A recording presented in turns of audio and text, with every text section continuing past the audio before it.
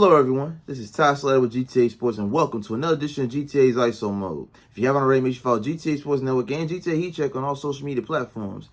Don't forget to subscribe to our YouTube channel GTA Sports and check out GTASportsNet.com for all things in the world of sport. Now, before we get started, I want to give my flowers to Zion Williamson for dropping a career-high 43 points last night, clinching the nail-biting win over the Timberwolves, 119-118. But this video is not about the New Orleans Pelicans. I've done enough on them right now. We know what they are. Top 3 team in the West. Making noise, making it happen. A healthy Zion, this team can go, sky's the limit. They can go as far as Zion can take them. This video is about a team that I really could care less about because between the front office making one of the worst overinflated trades in the offseason in NBA history and simply just underwhelmingly performing game in and game out, this video is about the Minnesota Timberwolves, if you haven't already noticed. Now, what prompted me to make this video was AngeloRussell's post-game presser that when they asked him about Zion's, I guess you could say, aggressive play, clutch, it just, again, his response really irked me. He said, Zion's playing football, we're playing basketball. We can't touch him. We can't guard him. There's nothing we can do. It is what it is. Good for him. Ladies and gentlemen, AngeloRussell, for somebody who used to have the ice in his veins in Brooklyn and got his all-star nod when he was in the East, has been playing with a losing mentality ever since he left Brooklyn. When you got a player like that on your team, granted he put up 27 points right along with Anthony Edwards, in the same amount of time, 3 rebounds, 4 assists for D'Lo, and of course 6 rebounds, 2 assists for, Ant-Man. My issue with that presser is the fact that his mentality is losing. So before the game has even started, if that's your mentality going into it, oh man, I gotta guard Zion, I can't touch him, can't guard him, he's gonna run right through me, he's a bully, blah, blah, blah, blah, blah, then you're not gonna win the game. Because you psyched yourself out. You've already convinced yourself, I can't stop him. I can't touch him. What can I do? Your 27, his 43 is the tale of two halves. You got a team who is understaffed. They don't have Karl-Anthony Towns. He's out with an injury for at least another month or two. Rudy Gobert is showing you why, time and time again, why that trade was the worst offseason trade. One of the worst offseason trades in NBA history. He only put up 10 points in 30 minutes with 8 rebounds, 2 assists. He's not even giving you what you gave up to get him out of Utah. Utah fleeced the Timberwolves. I've been saying it ever since it happened, and I'm going to continue to say it until they rectify the mistake they made. Rudy Gobert is not worth 5 picks and 4 players. Never. Never was, never will be. I don't care if he wins 10 Defensive Players of the Year. He is not worth the overhaul that you gave up to get him. And it didn't help your team win more games this year.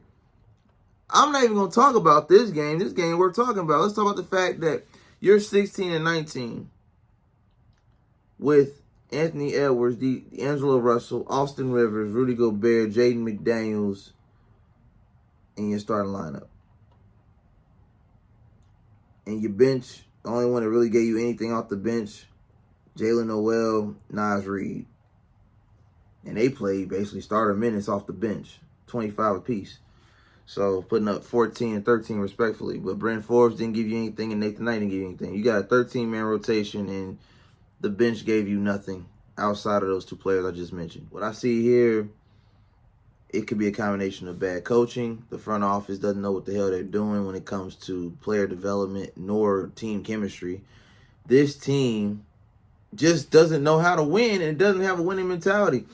I know the reports kind of went under the radar last season that they were trying to trade D'Lo, but nobody picked up the phone when they were making offers. So maybe this year, because he's putting up better numbers now that Cat's down, they'll get D'Lo out of Minnesota because he doesn't belong there. His mentality hopefully will change with a change of scenery, I would like to think.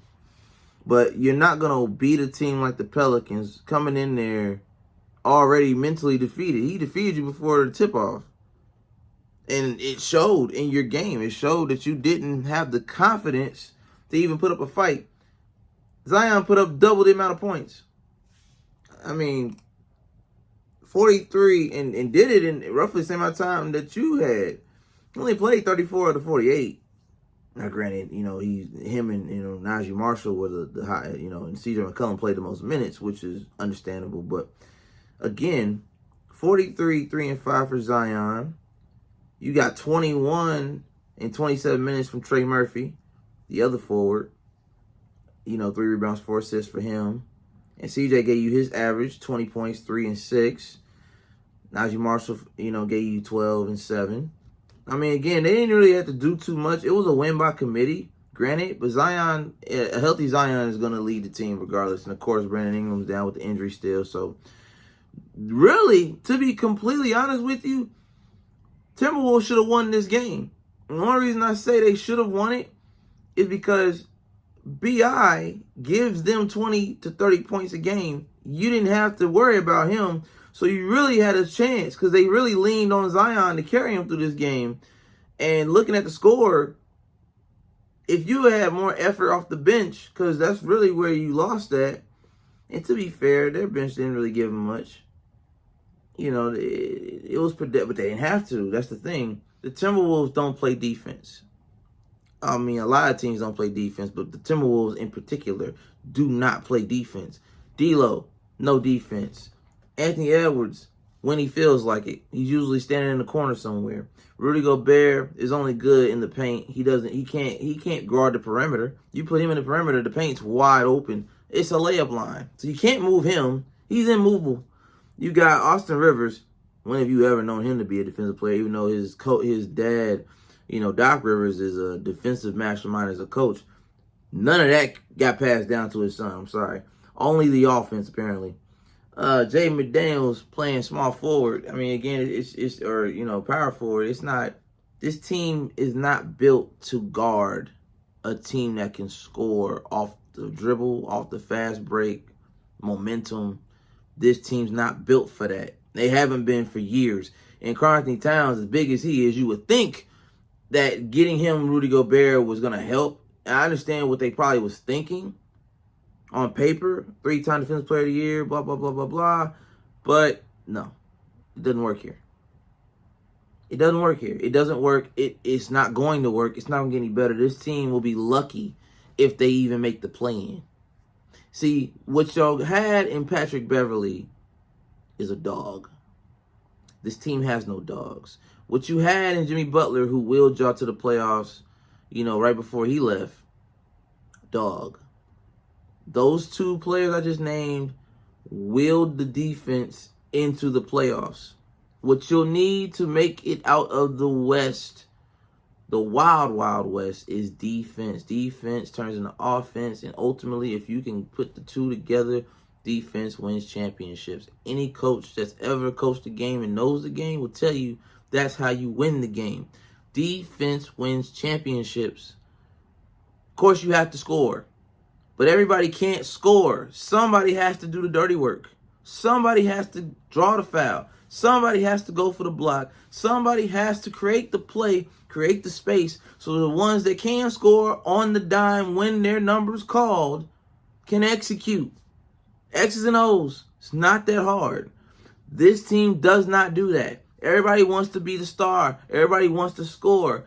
Nobody wants to guard. Nobody wants to defend. And that's how you lost this game. And that's why your season's not going anywhere. Whether Cat's there or not, it doesn't even matter. You still probably would have lost the game off the simple fact that Cat, being the leader of this team, is not a winning mentality. He lacks the winning mentality. He's a loser in the head, no matter how many points he puts up. That's my thought on the Minnesota Timberwolves. This has been another episode of GTA's ISO Mode. Follow me at Slatter. Don't forget to follow GTA Sports Network, GTA Heat Check. Follow us on YouTube. Like, comment, subscribe. GTA Sports. This is Slatter, and until next time, take care.